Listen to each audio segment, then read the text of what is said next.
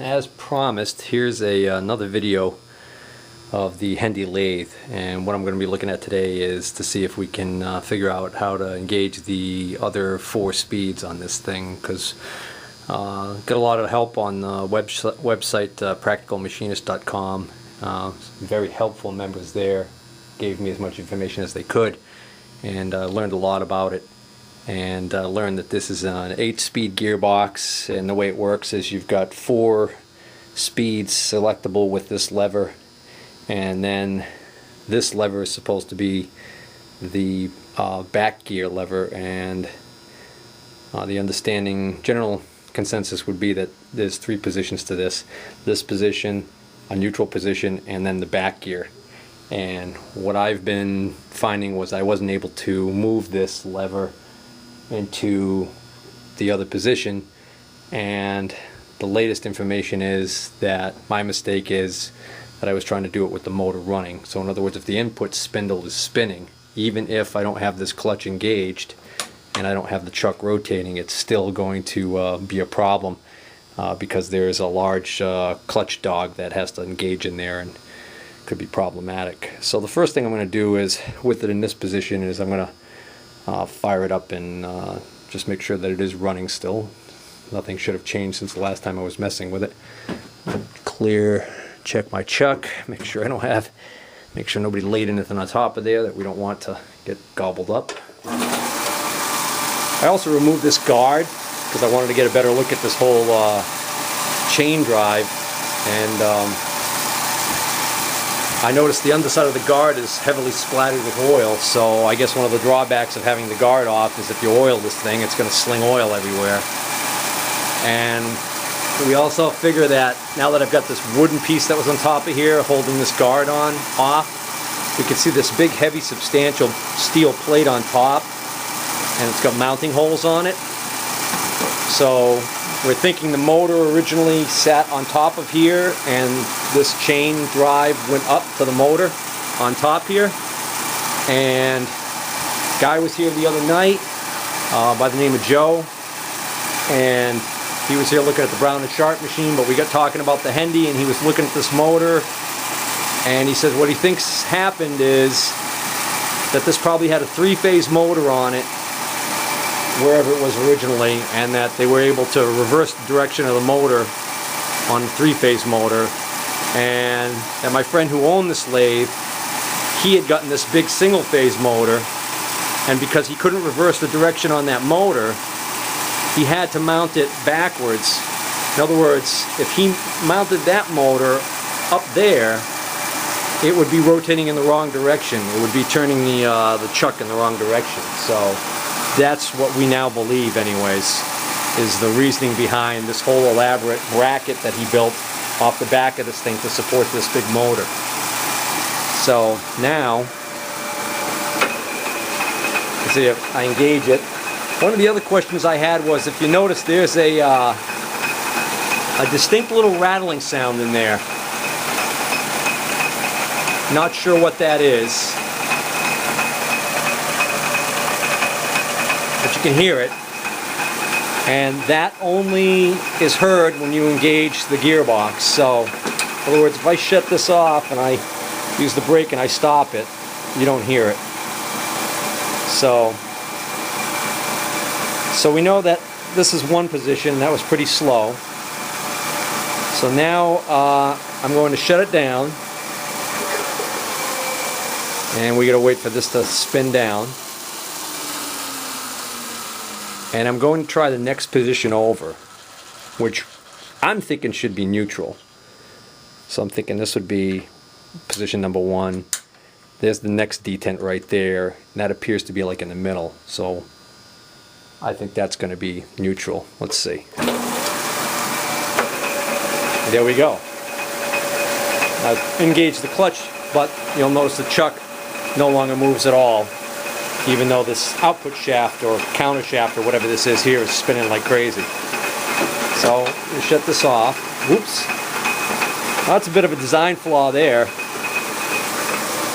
When you go to flip this lever back, if you're holding this lever and you go to flip it back, it's real easy to bang this lever right here and that makes that bad clunking sound that nobody wants to hear.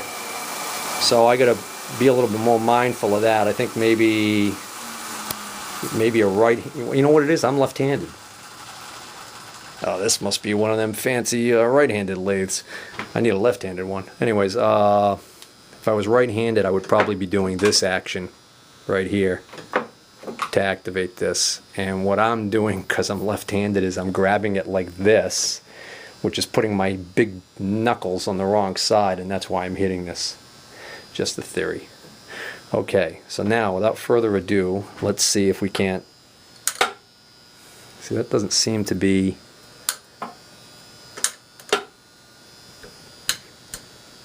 What I'm going to do is I'm going to stop the camera for a moment so I can manually rotate the chuck while I'm pushing that to see if I can get it to click over.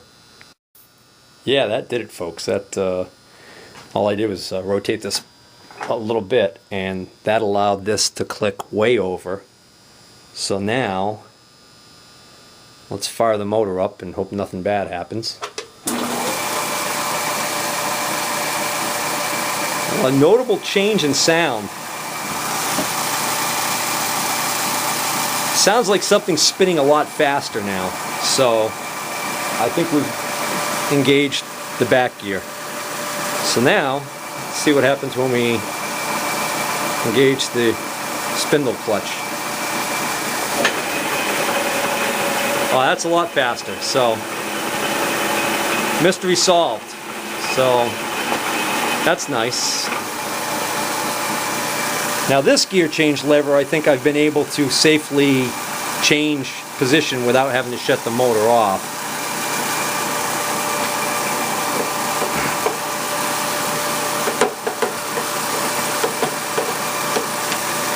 You see, that starts to spin.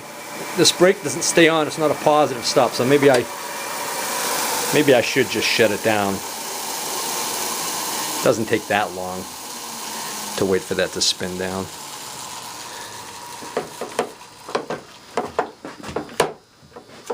Again, I think a little bit of rotation of the chuck would help.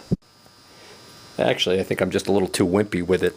The pin, there's a pin that is on the bottom there that engages these holes, and you got to pull this out pretty far, and this is spring loaded with a stiff spring from back in the days when men were men. And anyways, I got to pull this out a lot further, and what happens is if I don't pull it out far enough, that pin doesn't clear this slot right there, and that's what stops it from going. So now I've moved it all the way over here.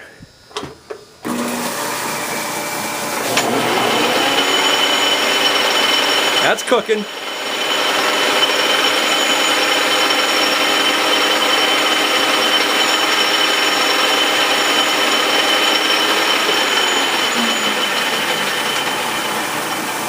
All right, I like it. So I am now satisfied that the back gears work and that I have a full 8 speeds on this thing. So,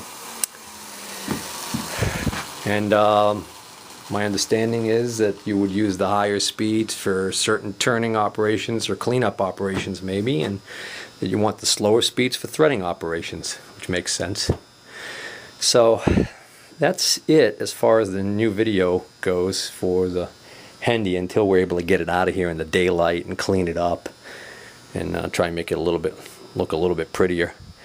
Oh, the one thing we did find yesterday, I noticed yesterday, was you see this disc? I don't think this is supposed to be here at all. And I took this out, and you can see this is a piece of plywood screwed to a metal disc to make some sort of a stopper to cover this hole, which unfortunately, by the looks of it, this hole does not look like it was from the factory. It looks like somebody cut a hole in the top of this case for some reason that I can't fathom. Now what's down in this hole is a huge gear, like a bull gear, and then there's a brass looking thing here that looks like it's been beat to hell, like somebody's been putting something down there and pounding on that for some reason. I don't know if you can see it. You see that there to the right? Yeah, so I don't know. So opinions on that are welcome. Alright, that's all for now.